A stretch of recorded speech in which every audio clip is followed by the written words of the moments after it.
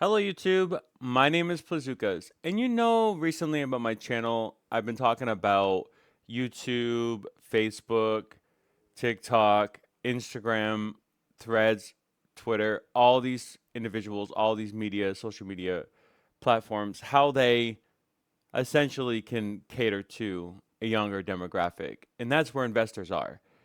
It is not a coincidence that someone like Mr. Beast is as rich as they are. It's not a coincidence that someone like Jeffrey Epstein, who peddled young children, was as rich as he was, presumably doing nothing else besides that and making deals in the dark.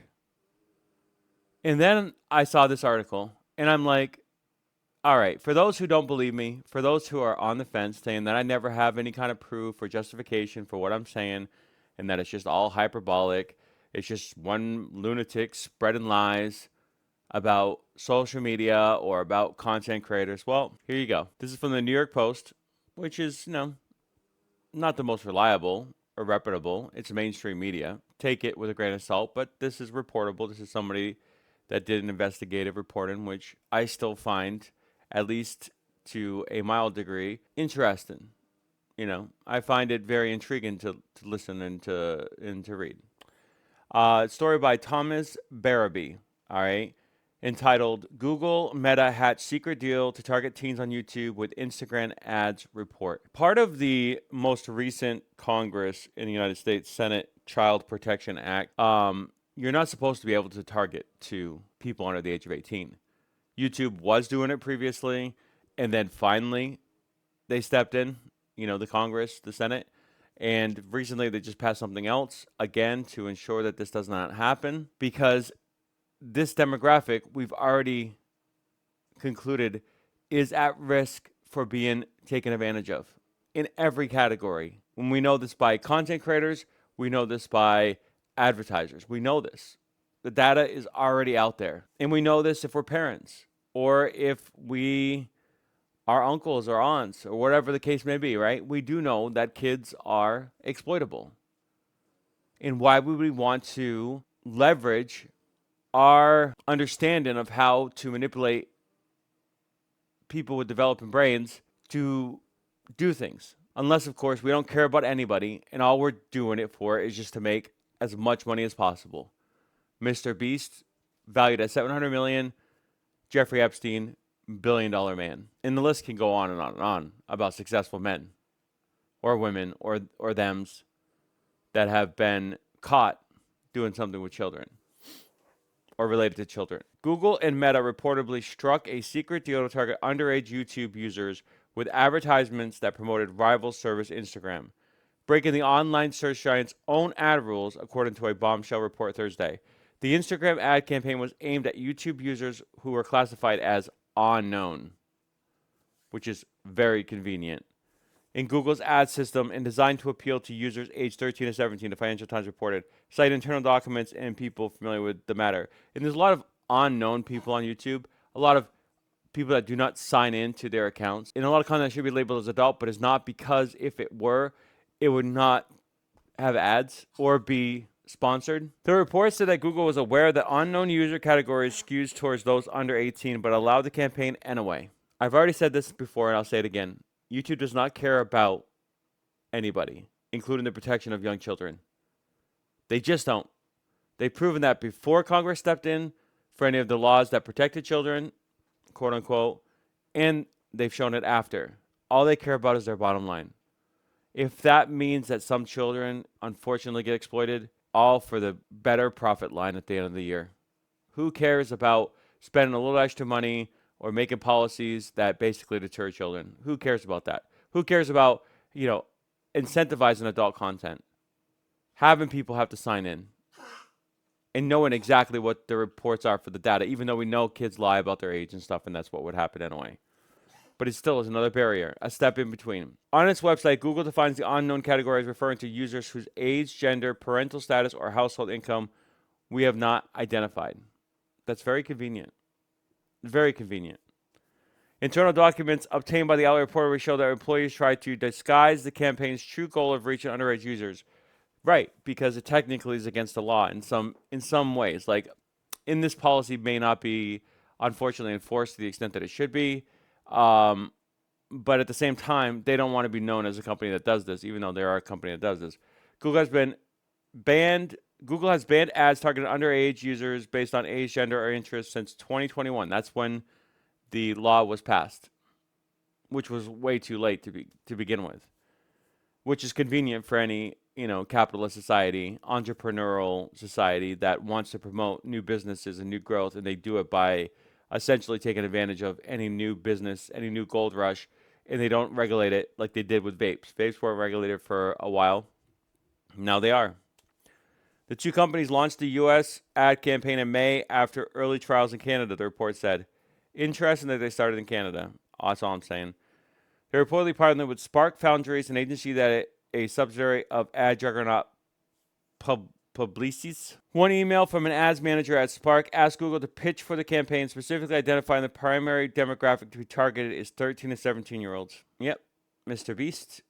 And you do not, and apparently, and I haven't made this video yet, Mr. Beast hired someone that was a convicted sex offender, was before or after, that there's a long line of history. When you want to work for somebody that had, if you were a pedophile, access to 13 to 7-year-olds that were manipulatable, that were influenced by you, by your celebrity status, and that you just working adjacent to them, could be enough to get them to like do things that they would normally do, to open up. This is not breaking news. We know how these tactics are used to exploit children. It is one of the easiest things to discern now. We know how tactics are used. It's not that ingenious. It just isn't. The fierce big tech foes apparently had their own motives for the serendipitous pack, with Google seeking to boost advertising earnings and Meta scrambling to prevent younger Instagram users from flocking to popular video sharing apps TikTok, according to the publication. They want this demographic, whether it be because of all the money or from all these people who want to exploit these young children or whatever other fucking reasons. They want 13 to 17-year-olds. Have you not seen the Joe Rogan recent comedy skit? And he's being criticized for being this loud, obnoxious person. What have I said about Kai Cenat, Hassan, XQC, Dr. Disrespect, Tectone? They're overly animated. And that's what's appealing to 13 to 17-year-olds. They may not know it. They may just be imitating other people. But essentially, it helps. It effectively gets people to watch them. Boogie2998 benefited from this for a very long time. This is not rocket science. It's a very easy trend to understand. And what is YouTube doing to protect this? Nothing. Actually, they're doing things to promote it, apparently secretly. Sources told the FT that Google launched an investigation into allegations after being contacted by the outlet and has since canceled the campaign. Of course. And here's the disclaimer. We prohibit ads being personalized to people under 18, period. Google spokesperson said in a statement, these policies go beyond what is required and are supported by technical safeguards. Yeah, that's just literal corporate jargon. And when they say go well beyond what is required, it's because the requirement is so fucking low that we've confirmed that these safeguards work properly here. The spokesperson added, we'll also be taking additional action to reinforce with sales representatives that they must not help advertisers or agencies run campaigns attempting to work around our policies. Sounds like they're caught. A Meta spokesperson said the company has been open about marketing our apps to teens as a place for them to connect with friends, find community, and discover their interests. Of course. While also being a place where they can exploit them both sexually and financially. Not necessarily that's their particular interest as a corporation, Meta, obviously, and they're not promoting that behavior, quote unquote, because that would be illegal. Okay, and from a corporate interest, they wouldn't do that. But just by allowing it, just by saying that, even though they say it is for a place for friends, find community, and discover their interests. Yeah, well, guess what comes with that as well? A demographic that is exploitable. And obviously, that's happening on TikTok. That's happening on Snapchat already. All right? So even if I want to criticize YouTube, it's happening everywhere else as well. but it doesn't make it right for someone like YouTube to do it, or Meta, or anybody else for that matter. Google's unknown targeting option is available to all advertisers, not just Meta. We all have clear principles we adhere to when it comes to how we market our apps to teams to other platforms, including not using information about their interests to target them with ads to Meta person. That's how they kind of skirt the law. They can't target the ads, but they can still feed the ads to these unknown categories because therefore it's so generic. And even if they all comprise of 13 to 17-year-olds, well, we didn't know. Plausible deniability. Spark founders use, and that's the whole point, right? If they know they can get away with it, they'll do it, regardless of how fucking raunchy and salacious and illegal it could possibly turn out to be.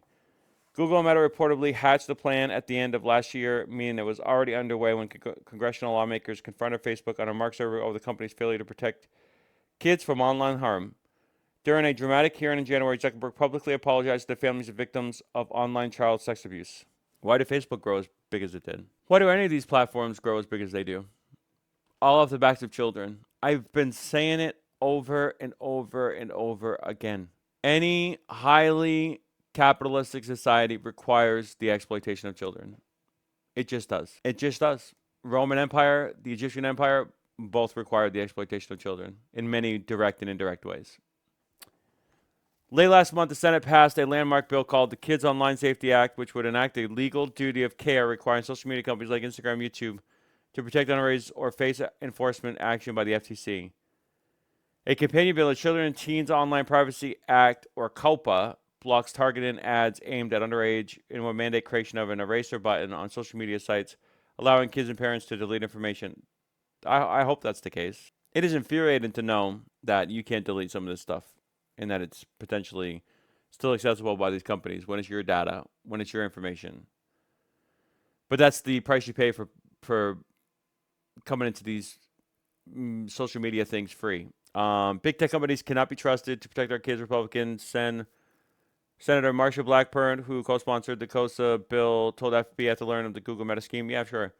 They once again have been caught exploiting our children. These Silicon Valley executives have proven that they will always prioritize profit over children. I didn't even know that she said that, and I agree with her. Executive Director Josh Golan of Kids Online Safety Group Fair Play said Google and Meta didn't just violate their own policies, they violated trust of families across the country. Now, the problem with something like senators or executive directors, they are just as likely to do the same thing in some areas as well. They may talk a big game, but a lot of times they themselves are part of the problem. Because they're not going all the way. And even if they did, it's impossible to protect everybody. That is just a fact. Like no matter what we do, we can't protect everybody. But if we are not even trying, or if we're going, in this case, to the other extent where we're actually promoting it, then yeah, it makes it even worse. Enough of social media companies' empty promises. We need Congress to pass the Kids Online Safety Act and the Children and Teen Online Privacy Act. Well, that's probably never going to happen.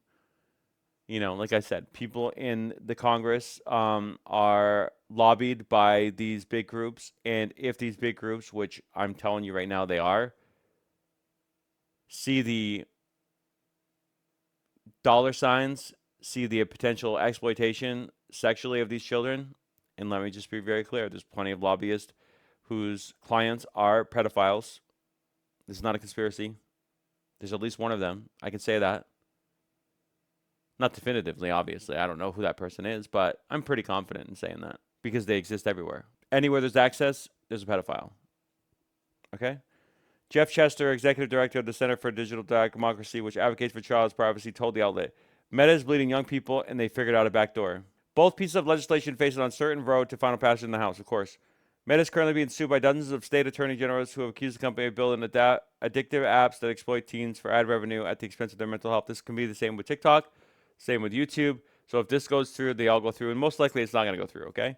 Separately, the state of New Mexico is suing Meta for allegedly failing to protect kids from being contacted by alleged sex predators. I mean, all true, I'm sure. Whether or not it's provable, whether or not it's able to be found guilty in the court of law. And therefore, if you're not able to do that, then you're innocent. Yeah, that is still standing, unfortunately. I have to say that as a caveat.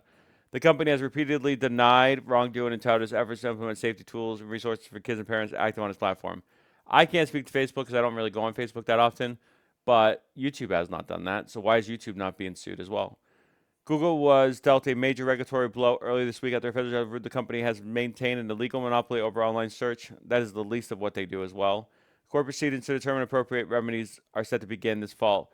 Google also faced a federal antitrust lawsuit targeting its digital advertising technology business. I'm sure that can be pretty spicy as well. But there we go. You want proof? There's a report. Investigative journalism, which doesn't happen that often. And it seemed like it was pretty thorough. Report by New York Post, story by Thomas Barribi. I recommend you go in here, and I'm sure it's locked behind a paywall, and this may not even go there. Yeah, it's not even going to go there. All right, here we go. Probably still won't go there. Oh, here we go, my post. So here we go. And like this is like, not the most reputable, but apparently it's been all but confirmed or denied if you want to take it like that. But it's still denial is confirmation in some cases. Corporate speak or whatever else, whether they want to deny that it was for the intended purposes that is being reported. I will continue to talk about this. I'll continue to drive this point because it's worth mentioning. But here's another example if you don't believe me. And wait for another one as well because it'll happen. It's not going to stop. My name is Usually like, comment, like, subscribe. I'll see you in the next video. Thanks for watching. Bye for now.